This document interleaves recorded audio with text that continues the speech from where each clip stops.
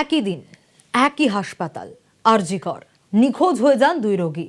খোঁজ মিলল একজনের, একজন এখনো বেপাত্তা।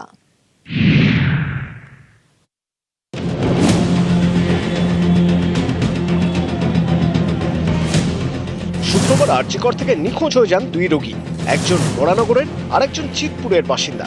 শনিবার খোঁজ মিলেছে চিতপুরের বাসিন্দা।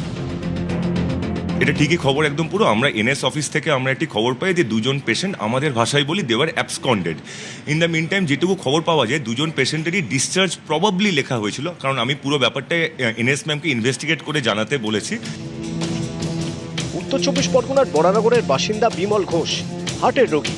বৃহস্পতিবার ভর্তি হন আরজি করে। শুক্রবার সকালে হাসপাতাল থেকে নিখোঁজ হয়ে যান বছর 50 বিমল। পরিবারের দাবি, শুক্রবার হাসপাতালের বেডে গিয়ে তারা রোগীর দেখা পাননি। হাসপাতালের তরফে তখন জানানো হয় রোগীকে পরীক্ষার জন্য নিয়ে যাওয়া হয়েছে। রাতে হাসপাতালের তরফেই কল করে জানানো হয় বিমল ঘোষ নিখোঁজ হয়ে গিয়েছেন। আমার বন্ধুকে পাঠিয়েছিলাম যে ও গেছিল, ও গিয়ে বলছে গোপাল তোর ভাই তো বেডে নেই। কালকে 9টার সময় আমাদেরকে জানাচ্ছেন। গাফিলতি আছে হাসপাতালে? গাফিলতি তো নিশ্চয়ই থাকবে।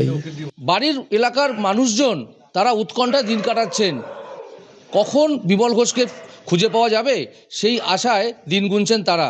আমরা রাত্রিবেলা যখন আমরা করলাম তখন আমাদের পুরো মিলিটারি আমাদের পুরো ঘিরে ধরলো।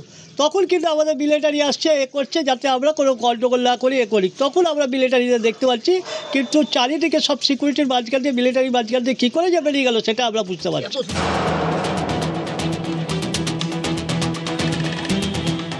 চিতপুরের বাসিন্দা দীপান্বিতা রায় আঙুল ভেঙে যাওয়ায় বৃহস্পতিবার ভর্তি হন আরজি করে। শুক্রবার হাসপাতাল থেকে নিখোঁজ হয়ে যান দীপান্বিতা। শনিবার তার খোঁজ মেলে। পরিবারের দাবি, হাসপাতালের পরিবেশ পছন্দ হয়নি দীপান্বিতার, তাই কর্তৃপক্ষকে কিছু না জানিয়েই হাসপাতাল থেকে তিনি বেরিয়ে যান। যে ছুটি ডাক্তারবাবু বলে দিয়েছেন, ছুটি লেখা হয়ে গেছে মানে আমার ছুটিটা হয় হচ্ছে সিস্টারদের বা দিদিদের এন্ড থেকে।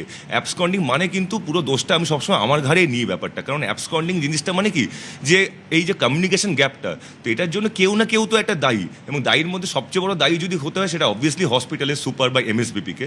সে দায়িত্ব আমি নিশ্চয়ই নিচ্ছি, এবং আমরা ভবিষ্যতে দেখছি, আমি ইআরএস এবং সিআইএসএফ স্যারদেরকেও বলেছি যে যখনই কোনো পেশেন্ট বাড়ি যাবে প্লিজ একবার চেক করবেন যেন হাতে যেন ডিসচার্জ সামারিটা থাকে।